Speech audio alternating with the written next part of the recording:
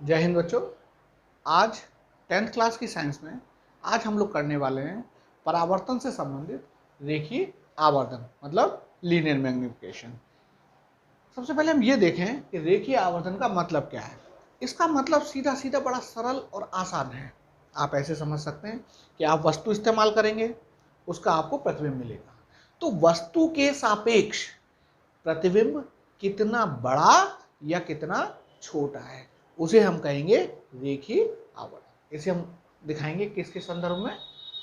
रेखीय आवर्धन के रूप में। इसे हम दिखाएंगे रेखीय आवर्धन के रूप में। आइए देखते हैं, पहले इसकी परिभाषा पढ़ते हैं। तो किसी भी दर्पण के लिए, किसी भी मिरर के लिए जो रेखीय आवर्धन होगा उसे हम परिभाषित करेंगे m बराबर प्रतिबिंब की ऊंचाई या प्रतिबिंब की लंबाई बटे वस्तु की लंबाई।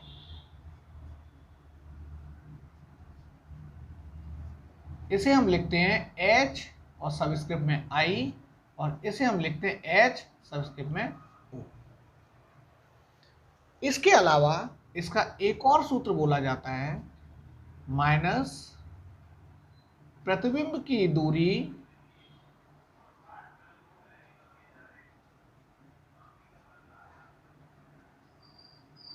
बटे वस्तु की दूरी। आप इसे लिखेंगे v बटे u। अगर इन दोनों को हम मिलाएं तो हम इसे इस तरह से लिख सकते हैं m बराबर hi बटे ho, ये एक सूत्र हो गया, और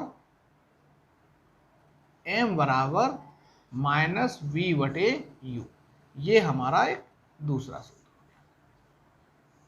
हालांकि इसके बारे में हम लोग पढ़ चुके हैं, परंतु फिर भी आप समझें। इस सूत्र से हमें ये कैसे पता चलेगा कि हमारा प्रतिबिंब छोटा है या बड़ा है, वास्तविक है या आभासी है? इसकी जानकारी के लिए हम एक सबसे आसान और सरल तरीके की बात करते हैं, और वो सबसे आसान तरीका है, अगर m का मान 1 से ज्यादा हो जाए, 1 से ज्यादा, 0.5, 0.6, 0.7 नहीं, बल्कि क्या होना चाहिए? 1.1, 1.2, 1.3। अगर 1 से ज्यादा हो जाएगा, इसका मतलब होगा कि जो प्रतिबिंब है, प्रतिबिंब मतलब इमेज वस्तु की तुलना में बड़ी बनी है। इमेज जो प्रतिबिंब बन रहा है वो बड़ा बन रहा है।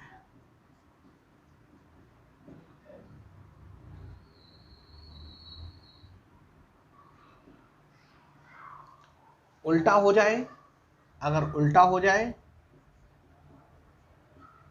अगर 1 से कम आ जाए, तो इसका मतलब प्रतिबिंब जो बनेगा, प्रतिबिंब वस्तु से छोटा है।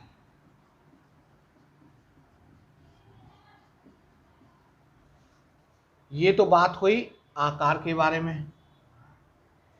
अगर m बराबर 1 आ जाए, ये भी तो हो सकता है, तो यहां क्या होगा?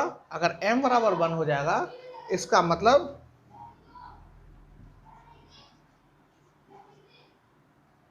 प्रतिबिंब का आकार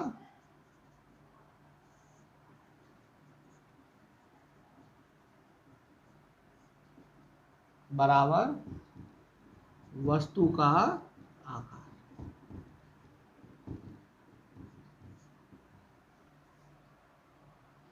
जितना लंबा प्रतिबिंब उतनी लंबी वस्तु। ये तो बात हुई आकार के बारे में। अब हम बात करें दूसरी। यदि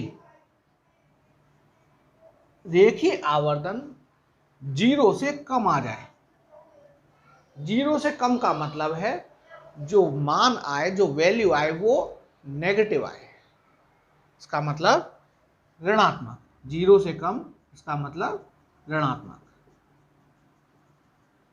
तो अगर m का मान ऋणात्मक होगा तो जो प्रतिबिंब होगा वो वास्तविक बनेगा, प्रतिबिंब वास्तविक और उल्टा बनेगा।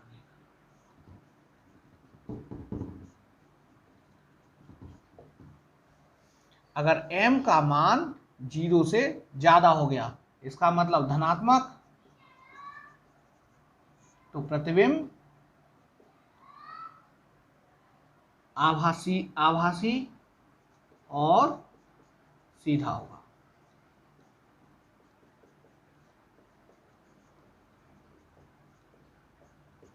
तो आपको क्या याद रखना है, बड़ा सरल सा तरीका है। आपको क्या याद रखना है कि जो किसी भी दर्पण के लिए रेखीय आवर्धन होगा, किसी भी आपको याद रखना है कि किसी भी दर्पण के लिए जो रेखीय आवर्धन होगा वो प्रतिबिंब की लंबाई और वस्तु की लंबाई का अनुपात होगा। अगर रेखीय आवर्धन 1 से ज्यादा आ जाए, इसका मतलब प्रतिबिंब बड़ा है, वस्तु छोटी है। रेखीय आवर्धन 1 से कम आ जाए, इसका मतलब प्रतिबिंब छोटा है, वस्तु बड़ी है। अगर रेखीय आवर्धन 1 आ जाए तो इसका मतलब वस्तु और प्रतिबिंब का साइज, उनका आकार, उनकी लंबाई दोनों बराबर हैं। अगर रेखीय आवर्धन नेगेटिव आ जाए, इसका मतलब जो प्रतिबिंब बन रहा है वो वास्तविक है और उल्टा है। अगर रेखीय आवर्धन पॉजिटिव आ जाए, इसका मतलब जो प्रतिबिंब बन रहा है वो सीधा और आभासी है। तो आप इसको आसानी से याद रख सकते हैं। इसका सबसे ज्यादा प्रयोग आपको संख्यात्मक प्रश्नों में करना पड़ेगा।